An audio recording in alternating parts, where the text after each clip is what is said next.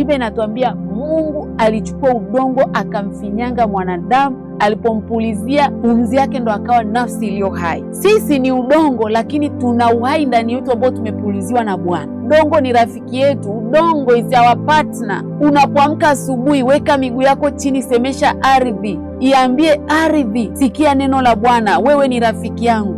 Chochote ulichomezeshwa usiku kibaya hakitanipata. Ardhi, nimebarikiwa nitokapo niingiapo. Kwa popote udongo unapokuwa umesemeshwa vitu vya tofauti, nawasiliana, mnaelewana, mnaviharibu vile ambavyo ni vya kwako, unavipata. Sasa kuna nguvu ambayo ukikanyaga miguu yako unatiisha. Biblia inasema basi hao waliolichukua hilo sanduku la agano walipofika Yordan, na nyayo za makuhani waliochukua sanduku zilipotiwa katika maji ya ukingoni, maana Yordan hujaa hata kingo zake na kufurika wakati wote wa mavuno. Biblia inasema ndipo hayo maji yaliyoshuka kutoka juu yakasimama, yakainuka, yakawa chuguu mbali sana.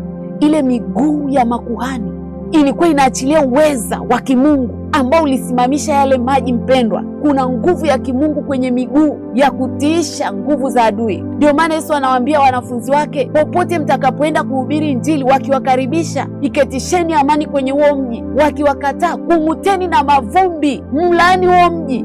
Kwa nini? Alijua nguvu iliyoko kwenye miguu.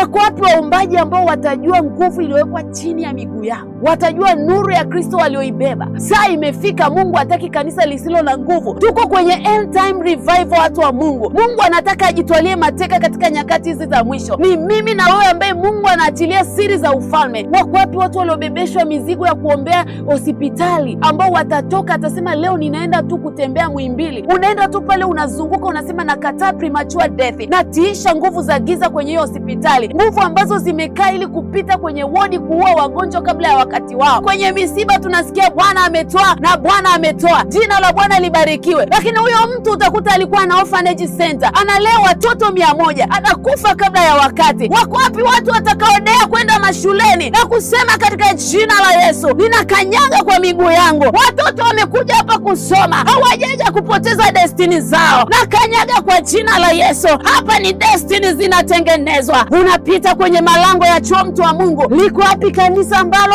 utaenda kule stendi, mtu wa Mungu, utazunguka kwa miguu yako, utasema Mungu anayepita hapa stendi aokoke? Liko wapi hilo kanisa? Mungu atakukumbuka. Unaweza kwenye miguu yako. Bila lazima popote nyayo zenu zitakapokanyaga, mahali nilipomwasipia Musa, nimewapa kumiliki na kutawala.